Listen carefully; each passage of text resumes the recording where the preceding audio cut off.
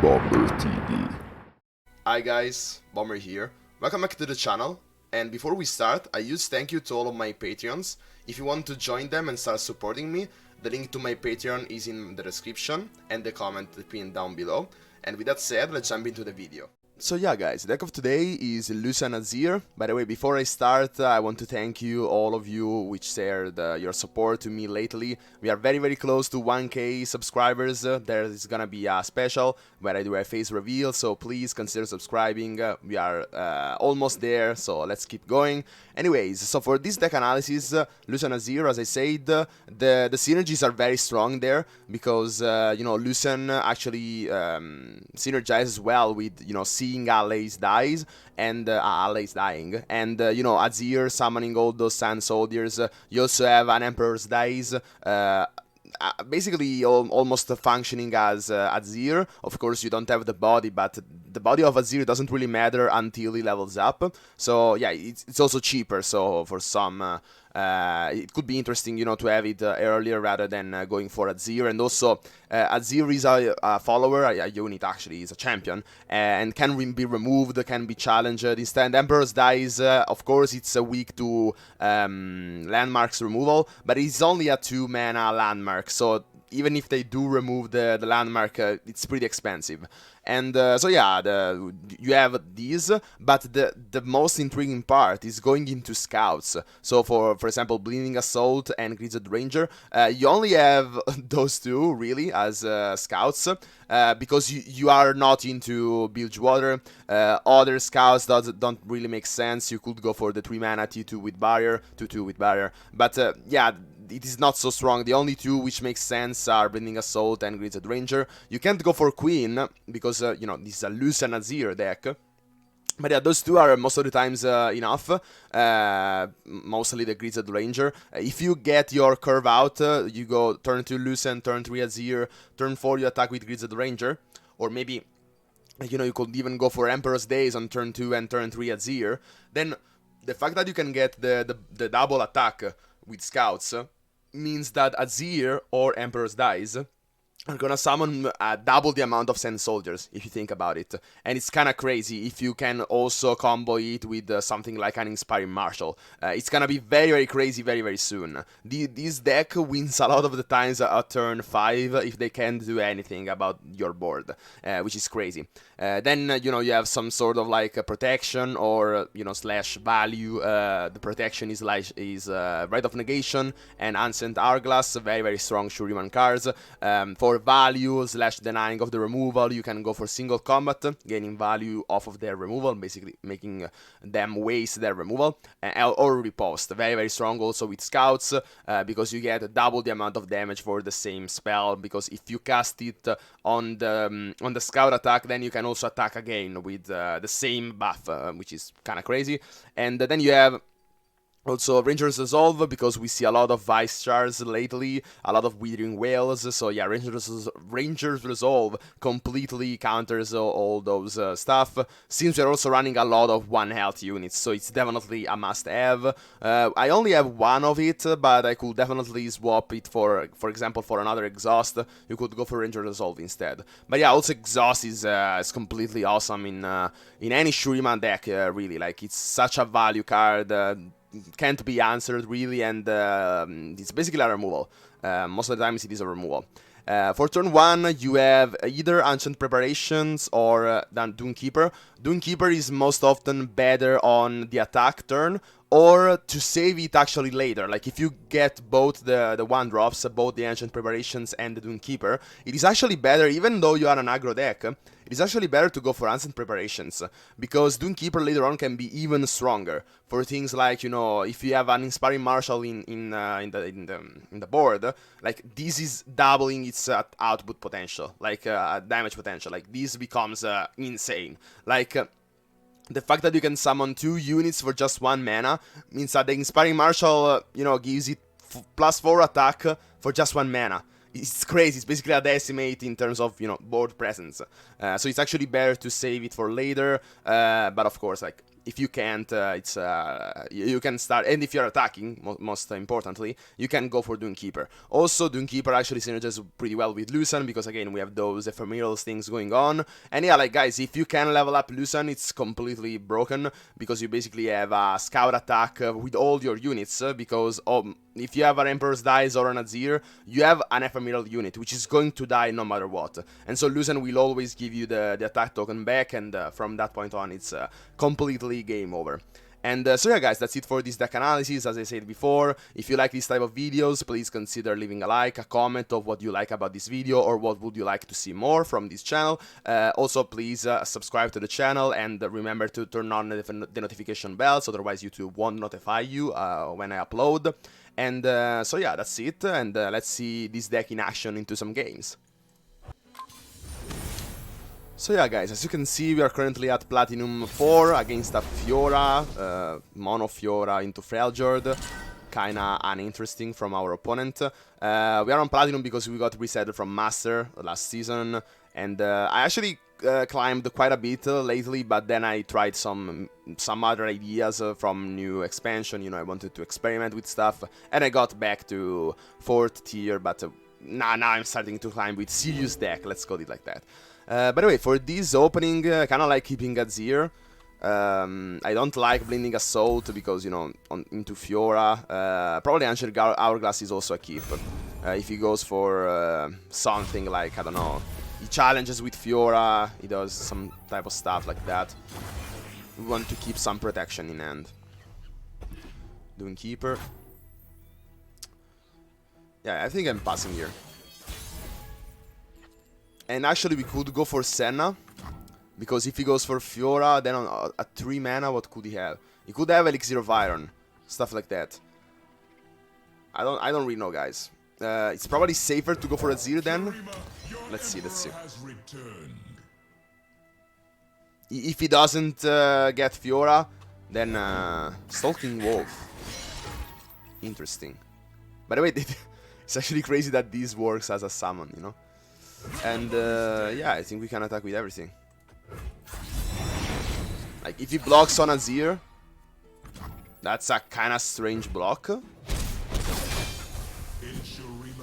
Very strange block. Okay. Okay, we also see a Lucian. Let's see, do you have a riposte? But then we have Ancient Hourglass. And also Ancient Hourglass works fantastically well with, you know, resummoning stuff. I think here we can actually pass. Like, he doesn't have a Fiora on the board. And next turn we are going for Lucian and Senna. Right? We could also go for Inspiring Marshal, but I kinda want to wait for that.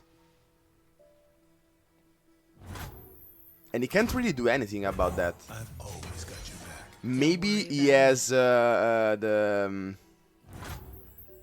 you know, what is it? The Judgment.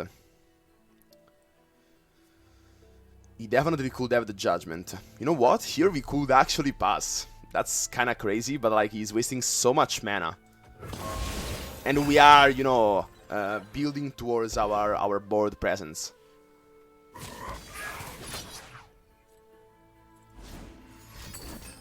Free of the North. Okay, so here we can go for our, you know, simple Hourglass.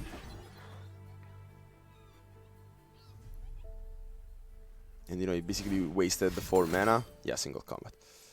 That was expected, but still kind of expensive.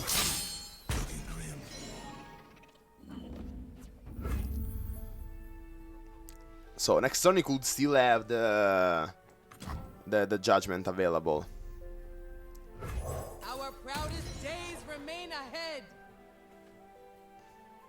So, you know, going for Inspiring Marshal means that he can't really trade, at least the Inspiring Marshal. Okay, and now he's actually trading it. That's very interesting. Very, very interesting. Okay, now we can simply swarm the board, right? Like, yeah. Like that turn pass there, where we did develop and he didn't. Like, he was was definitely not expecting a pass. And probably didn't even have a judgment. Okay, guys, since that game was pretty fast, by the way, we are already at the rank 3, tier 3.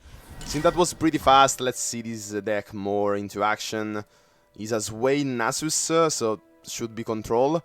Azir, I like.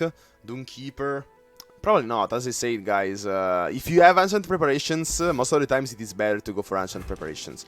And also, we already have a turn 1, a turn 2, not a turn 2, but we would like to see a Lucian.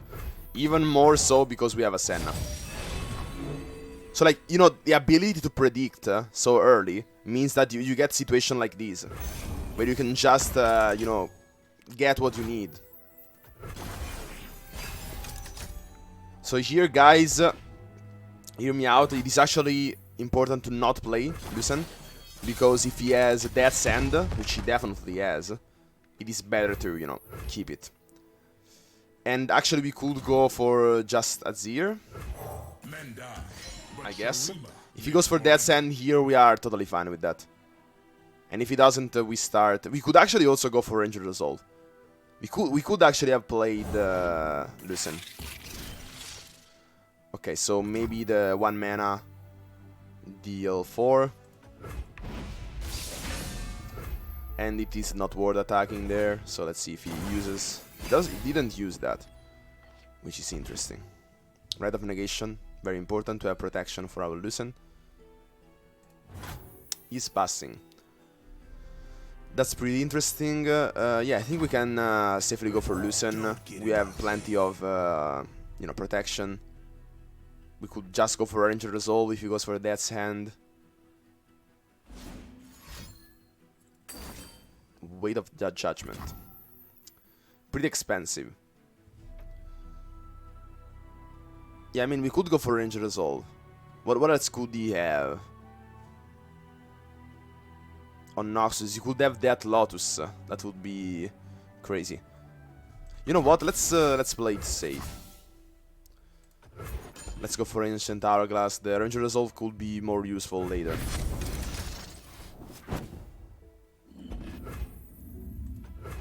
He can't really attack because we have the 2-2. But he does. Are you sure about that, man?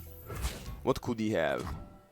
Maybe something like, you know, give minus attack from Shurima. Like, what is it?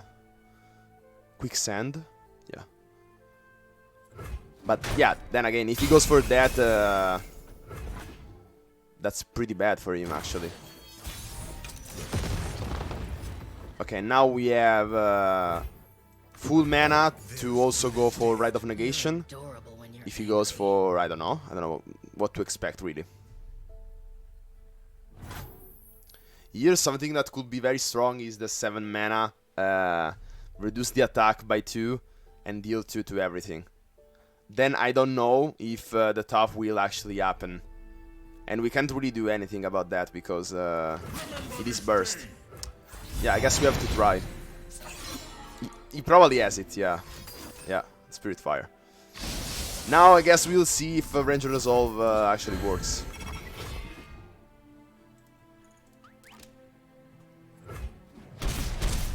At least, you know, we are keeping alive the Lucian and Senna. Yeah, it works. Nice, guys.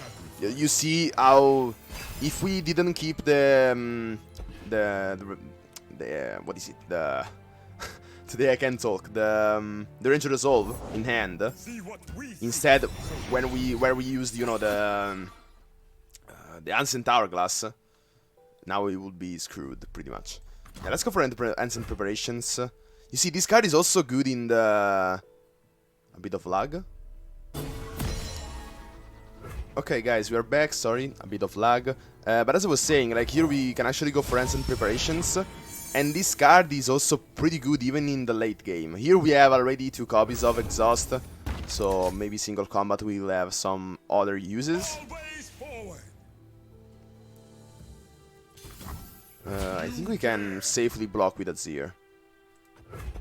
I don't know if... we could have actually also blocked with Senna. Ravenous Flock. Interesting. I guess I will let that happen, because Rite of Negation can be much stronger against something else. It is true that we are losing our, you know, token generator for Lucian. But then maybe with single combat we want to sacrifice actually Senna. Maybe that's stronger.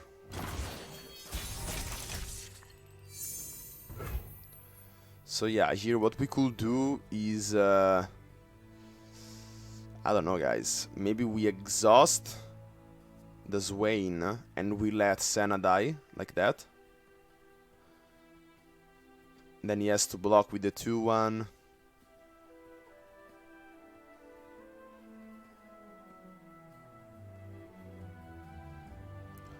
Or maybe we single combat the 2-1, then we exhaust. Lucian is leveled up. And he can take off the Swain if he doesn't level up as well. We have a Rite of Negation for whatever he could do. So yeah, that's pretty risky, but it should probably pay off the most. I think we are losing anyways. We were pretty unlucky with our draws. Double exhaust. Yeah, Scorched Earth. Actually, here it's probably better to destroy our mana, because anyways, like we are aggressive. We don't really need all that much mana at this point in the game. Okay, so Lucian levels up.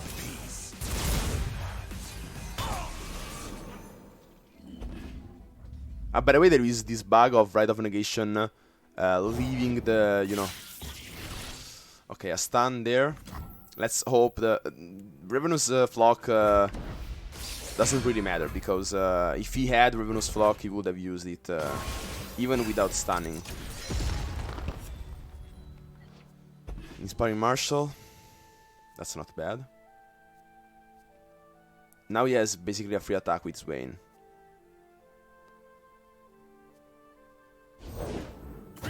The Leviathan is pretty bad. Yeah, now everything is stunned. Yeah, guys, I think that's it. We can't recover from such position. But yeah, guys, it's fine. We win and we lose. Ashes and dust.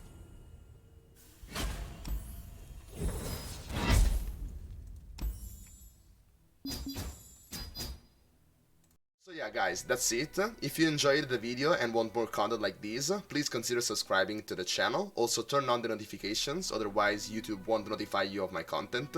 Also, enter my stream so that you can interact with me live, as well as entering the Discord server so that you can interact and stay in touch with this amazing community that we are building. All the links that I just said are down below in the pinned comment and in the description, as well as also Twitter and Instagram. So that's it for this video. Hope you liked it and find it useful, and as always, see ya!